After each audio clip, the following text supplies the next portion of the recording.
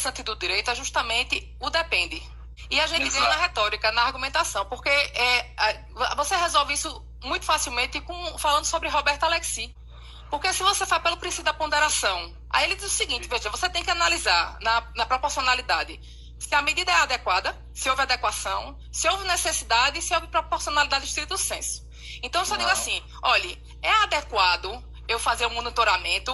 Depende. Contra que direito? Não, contra o direito do camarada à sua privacidade. Ou seja, se eu monitorar uma pessoa, eu vou conseguir salvaguardar o direito coletivo à saúde? Então, isso tem que ser só pesado. O camarada pegou e fez uma construção lógica que eu achei muito interessante e eu concordei com ele. Ele disse que equipara a tornozeleira eletrônica. Saber onde é que ele está andando com o celular. E a partir do momento, quem garante a ele que aquele dado ali não vai servir depois para outra coisa? Isso vulnerar não só a intimidade dele, mas a segurança dele também, a privacidade.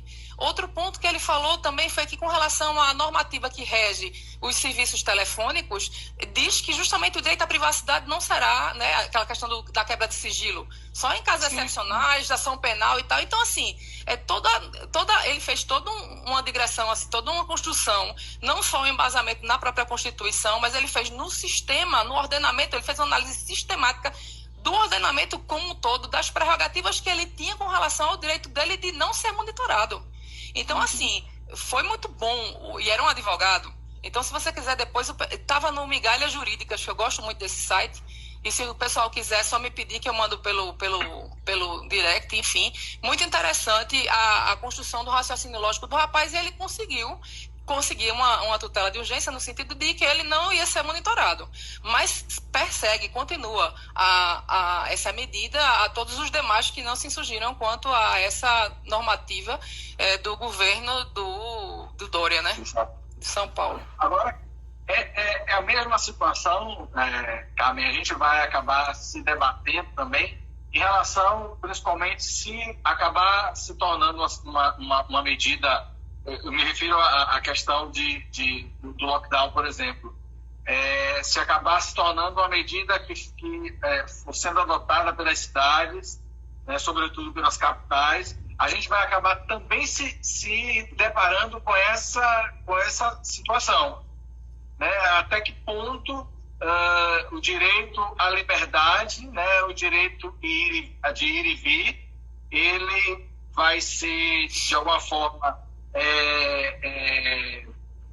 acometido, ele vai ser subjugado em face da situação de calamidade pública. E aí é essa situação da ponderação, só pesar. Exato.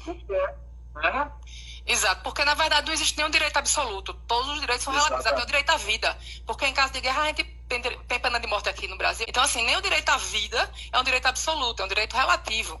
E aí a gente tem justamente que analisar no caso concreto. A questão fática, a adequação e a necessidade são questões fáticas. Eu vou analisar se em detrimento da liberdade do indivíduo, certo? Em prejuízo à liberdade do indivíduo, eu tenho um bem maior, que é a saúde da coletividade, e se essa medida de tolher a liberdade do indivíduo é necessária e suficiente a salvar, aí se eu responder que sim, tudo bem, é razoável. E eu tenho que dizer o seguinte, quando a gente estava falando desse monitoramento, alunos de Petrolina aí, que o Almi, Singapura tem também o monitoramento. Eu estava pesquisando, tem Singapura, Coreia do Sul, Israel, Itália e Irã, certo?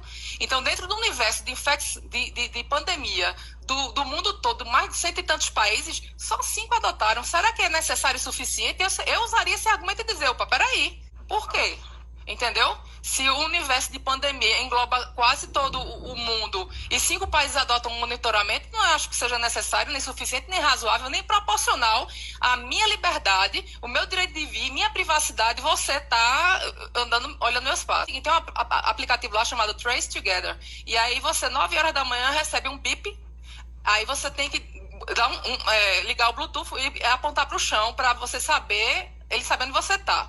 Se você tiver com uma pessoa do lado que teve suspeita de Covid, ele vai pedir para você entrar em contato com ele. E monitorar as pessoas, quer dizer, aí é um Big Brother. Realmente é um Big Brother, entendeu? É um negócio que você tem que analisar. E isso é um estresse para as pessoas. Por exemplo, eu sou uma pessoa muito caseira. Estou falando muito rápido? Não, tá ótimo. Pronto. Eu sou uma pessoa muito caseira, então eu adoro ficar em casa. O melhor lugar do mundo para mim é dentro do meu quarto. estudando, lendo, vendo o que seja. Mas tem pessoas que são extremamente urbanas, que têm uma angústia de ficar dentro de casa. Então, realmente, nesse sentido, é uma violação brutal no direito dessa pessoa de ir e vir, porque para ela é vital a rua. É vital. Então, por isso que o direito e a análise tem que ser fática. Para que pessoa isso agride tanto? Para que comuna? Para que país? Para que povo? Para que cultura essa violação é tão gritante e tão absurda? É verdade. A gente não pode tratar a todos da mesma forma. O princípio da isonomia ele vai exatamente na contramão disso, tratar os desiguais desigualmente na medida das suas desigualdades. Exatamente. E exatamente, eu acredito que o Estado, sobretudo o Estado brasileiro, ele ainda não atingiu, e obviamente nenhum Estado, na verdade, conseguiu atingir esse nível dessa peculiaridade, de conseguir atender a essas peculiaridades de cada um, porque, na verdade, as pessoas, como dizia aquele constitucionalista do passado que pregava que que dizia que a Constituição de um país, na verdade, é a soma dos fatores reais de poder. E, de fato, é verdade, as pessoas, cada um contribui com a sua cultura, com um valor, e, de fato, o somatório desses valores e dessas diversas culturas e desses diversos conhecimentos é que formam esses diversos direitos que nós temos, e o país não tem condições de atender a todos esses, e aí incidem essas fragilidades que a gente acaba vendo diariamente. Exato. E outra questão que eu acho bem interessante, por exemplo, dos direitos humanos, é a questão da liberdade individual e tudo mais. Há outras agendas por trás, que já existiam antes, que agora estão mais do que exacerbadas. Ora, é claro que a saúde, por exemplo, no nosso Brasil e na América Latina, sempre foi um caos. Sempre foi um caos. Então, para chegar nessa danada dessa curva, desse pico do que seja, desse gráfico que todo mundo teme chegar lá, são muito poucos leitos em verdade, porque já não havia leitos. Então, assim, a nossa realidade é essa, nós não estamos preparados para uma pandemia e teremos que nos preparar. E outra questão também, que é a política do desencarceramento, que as pessoas levantaram a bandeira nos países da América Latina para soltar os meliantes. Então, assim, há um contrassenso tão grande que, por exemplo, vamos lá em Equador. Lá... continuar fazendo outra live caso não dê tempo. Boa. A gente pode fazer por países. Aí a gente aprofunda. Países da América Latina. Então, vejam só, com relação ao Equador, é bom a gente também saber os presidentes, né, dos países da América Latina que o povo não sabe. É Lenín Moreno, que é o presidente do Equador. Lá tem um comitê de operações de emergência, que é justamente quando há esse tipo de catástrofe natural, e eles formam esse comitê que tem um poder específico e especial já para esse tipo de evento. Porque, como eu disse a você, a gente não tinha um marco normativo com relação à catástrofe aqui, né? Essa pandemia pegou, a gente começou a normatizar, o presidente começou a fazer medida provisória, os prefeitos a fazerem decreto, a legislarem, né? O executivo começou a fazer o que faria se tivesse, usando a Constituição, o presidente da República, o estado de defesa. Mas, dadas as circunstâncias políticas atuais, todo mundo, né, não concordaria com... Enfim, ia ser um levante. A gente está, além da pandemia, a gente está vivendo uma crise das instituições, não é só o executivo, mas é o legislativo, o judiciário e o descrédito muito grande da população. Então, junta tudo um caldeirão e aí prejudica justamente nós, a população civil, que sofre com esses mandos e desmandos das autoridades públicas, que numa situação dessa deveriam se unir para que, em prol de uma causa comum, uma bandeira branca por hora, minha gente. Vamos resolver esse nosso problema. Depois a gente vê as nossas diferenças. Mas agora, vamos resolver, porque tem gente morrendo. E é fato. Tem compostura. Verdade, é verdade. Então, veja, 16 de março, eles decretaram toque de recolher. Então, o povo tinha que ir para casa às 5 horas da tarde. E outra, aí o que aconteceu? A ONU falou com relação à violência. A turma pegava, se estivesse na rua, era preso, era para a cadeia. Aí foi tanta gente presa, veja, e mesmo no Equador também teve a política de desencarceramento para outros tipos de delinquentes, ou seja, os delinquentes efetivamente que praticaram ilícitos previstos no ordenamento regular, não no de exceção. E aí você fica, nossa, prenderam mais de 1.000 pessoas por ter descumprido a norma de toque de recolher. Aí o que aconteceu? Foram tantas pessoas presas que esse comitê, esse COI, ele disse, não, vamos fazer o seguinte, vamos mudar agora a sanção. Primeiro, quem for pego na rua no toque, na hora do toque de recolher, vai pagar $100. Na segunda vez, ele vai pagar $400, que equivale ao salário mínimo de lá. E na última vez é que ele é detido, sabe? Então eles fizeram essa flexibilização, já justamente reforçando a questão do marco, né, normativo que não tinha. Então, no caso concreto, o que é que aconteceu? Superlotou as cadeias do município. E assim, eu estava vendo o número de carros que foram apreendidos e as pessoas que receberam multa, anotei aqui. É uma coisa assim que eu digo, meu Deus do céu, como é que pode um negócio desse? Vejam só, olhem, foram 1.026 detidos, 12.523 multados por violar a norma do Covid e 6.306 veículos retidos e os condutores sancionados. Isso no Equador. Em contrapartida... Oi, diz. Um país pequeno. Um país pequeno. Em contrapartida, liberaram 808 presos. Lógico, não foram todos os presos. Então, presos que tinham a questão de mulheres grávidas, pessoas com mais de 65 anos. Países trataram, lógico, com relação a crimes não violentos, enfim. Mas, de qualquer forma, até que ponto a gente... veja a questão do raciocínio. Se a gente aqui, do lado de fora, está exposto, por que ele lá dentro, preso, estaria exposto também? O ideal era que aquele lugar fosse limpo, mas não é. Aqui no Brasil, o maior índice de tuberculose é dentro dos presídios. Isso é uma realidade. Isso é uma realidade. Mas o povo, né, não sabe, nem fala, ou ignora, ou é melhor não saber. Mas existe. Mas veja, por exemplo, aí vamos para mudar o país, vamos para o Uruguai. Porque daqui a pouco a gente termina e eu não termino de falar o que eu gostaria de aclarar para quem está assistindo a gente. No Uruguai, foi o que eles fizeram. Sabe quantos presos tiveram Covid no Uruguai? Chuta. 100. 2. Nossa! 2. Por quê? Porque desde o início eles adotaram uma política de quarentena.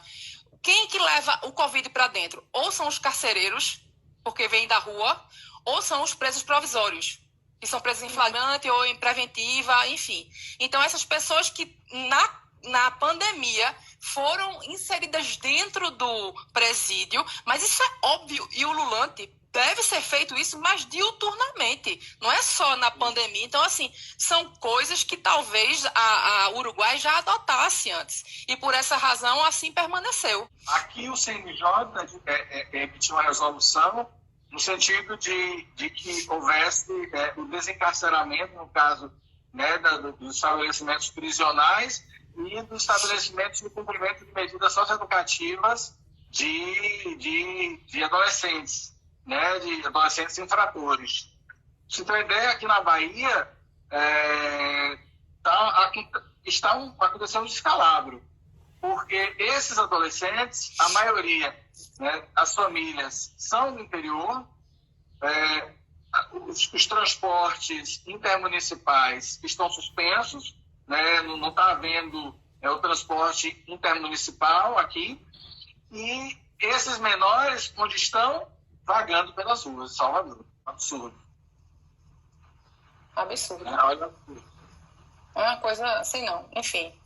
Olha, aí o que está acontecendo? Qual é a notícia boa? A questão que eu estou trazendo é o seguinte, que esses países, por exemplo, o Uruguai, 13 de março, ele declarou o estado de emergência sanitária, com base, veja, 13 de março, mas a OMS deu isso em 30 de janeiro, declarou 30 de janeiro. A gente, em fevereiro, já declarou, no 4 de fevereiro, o presidente homologou, sancionou a lei tratando sobre esse estado de emergência. E lá foi dia 13. E o que aconteceu? Agora, dia 4, segunda-feira, começaram a adotar medidas de desconfinamento. Eu achei o site do Ministério da Saúde do Uruguai excelente. Vocês que não falam outro idioma, há condições de vocês traduzirem as páginas. Eu sei que o espanhol, alguns pensam que é fácil, mas se você for ler tecnicamente, você não vai entender, principalmente a parte jurídica. Então, o interessante é que você consiga traduzir a página para você se inteirar da informação. Então, era organizadíssimo o site, a parte digital deles, de medicina, telemedicina, muito organizada, bem didático, assim, bem intuitivo, o site do Ministério da Saúde do Uruguai, está de parabéns. Eles estabeleceram várias normas para voltar. Um servidor ou um empregado tem que ter um espaço de 10 metros quadrados. Se houver barreira física, não, tem que ser 2 metros. Quem trabalhar em atendimento tem que ter uma barreira física, ou seja, sempre vai ter que ter um plástico ou um vidro, alguma coisa. Em ambientes fechados, tem que usar a máscara. Se for no elevador, a máscara. André, são várias coisas estabelecendo. Aí colocaram também, por exemplo, se no departamento, ou público, ou no escritório, uma pessoa se contaminar de Covid, todas as pessoas do escritório, todas as pessoas do departamento ficam em quarentena. E o lugar é desinfectado para depois voltar à normalidade. É interessantíssimo como a gente pode observar. E aí eu trago para fechar esse raciocínio assim, que o pai da história, que é Heródoto, que diz assim, é preciso olhar para o passado, entender o presente e planejar o futuro. Então, a gente tem essa oportunidade de ver também na América Latina experiências positivas que deram, no mundo experiências positivas que deram, antes da gente voltar para o nosso novo normal. E estabelecer regras e parâmetros que sejam razoáveis. Veja que a gente está numa quarentena, a gente está no isolamento, na verdade, horizontal, não é vertical, a gente também não está no lockdown, mas eu também observei o seguinte, André, que o lockdown, na verdade, cada estado constitucional determina como vai ser. É como eu disse, não há um marco normativo. A gente vai fazer uma próxima live, tá? E a gente vai... vamos fazer isso, vamos falar desses outros países que ficaram sem ser citados. Tá? E aí trazendo essas experiências de cada um deles, porque eu acho importante, exatamente, aquela ideia de que a gente só fica preocupado com o nosso umbigo, mas existe muita coisa acontecendo ao nosso redor e a gente acaba não sabendo, não falando, e muitas vezes essas experiências que estão acontecendo ao nosso redor vão nos enriquecer e a gente acaba perdendo essas oportunidades. Né? Então, é muito importante, foi extremamente relevante você ter trazido esses dados de alguns países latino-americanos, porque a gente precisa abrir os nossos olhos e abrir as nossas portas para quem está ao nosso redor. Embora nós sejamos os únicos que não falemos, não sejamos hispanohablantes, exatamente, mas nós fazemos parte da América Latina e precisamos nos congregar a essa América que nós fazemos parte. Nós temos aí 3 minutos quase, e aí para as nossas considerações finais, né, eu queria te passar a primeira palavra para você agradecer as pessoas que vieram, que apareceram, né, aqui através de você, e, enfim, no final eu faço esse fechamento aí. Joia. Então, eu queria agradecer a todo mundo, a você primeiro porque me convidou, eu agradeci logo no começo, achei massa, bater essa bola contigo foi arretada, é massa, arretada, é porreta, e aí eu acho que a gente é do Brasil, mas a gente tem essa visão de mundo de fora da América Latina que os colegas da gente não têm, e eu acho que conhecimento tem que ser partilhado. Essa história que diz que conhecimento é poder, no sentido que deve ser guardado, para mim é uma grande tolice. Eu acho que compartilhar conhecimento é uma dádiva. Você ter o dom da palavra e poder conseguir transmitir através da sua voz, da sua fala, do seu ser, aquilo que você tem de bom, para que o outro entenda, perceba e aprenda com você, para mim é divino. Eu agradeço demais a Deus porque Ele me deu esse dom, que eu acho que eu tenho esse dom da palavra, eu gosto de passar essas informações. Acho que a gente vive na América Latina, a gente não pode esquecer disso, a gente precisa abrir os olhos das pessoas para isso, a gente precisa olhar para o lado, e aí Flávia Pelvisão falou a questão da solidariedade, da cooperação internacional, da questão da saúde coletiva, e a América Latina é um bloco, de pessoas que vivem num único continente, e aí é interessante que a gente realmente tenha essa ideia de que somos irmanados. A gente não chama os argentinos los hermanos, e é verdade, nós somos hermanados. Vivemos na América Latina e precisamos proteger essa região com medidas sanitárias para que isso não venha a nos pegar desta forma e que não traga tanto sofrimento para tanta gente. Porque, André, nós somos privilegiados nessa situação, mas tem muita gente muito necessitada. E aí a gente também tem que conclamar nossos alunos para que exerçam se puderem, sem prejuízo do seu sustento, e estendam a mão ao próximo e que ajudem nesse momento, porque há pessoas realmente passando necessidade, passando fome e muito angustiada. Questão de remédio também, às vezes a pessoa não tem dinheiro para comprar um remédio, então a gente precisa realmente ser solidário e as pessoas com problemas psiquiátricos, problemas de saúde mental, que a gente se esquece, muitas vezes as pessoas não dão valor a isso, as pessoas que têm depressão, como é que estão nessa situação? Liga para um amigo, liga para um aluno se você é professor, bate um papo, vamos ser solidários. Eu acho que a nova era vai ser a palavra-chave, vai ser solidariedade. Só tenho 25 segundos. Agradecer a você, penhoradamente, do coração. Agradecer as pessoas que entraram, especialmente o doutor Francisco Tadeu, lá de São Paulo, aos seus convidados, Carmen, aos meus alunos, e dizer que nós estaremos juntos novamente numa próxima live daqui a alguns dias. Pedir que Deus abençoe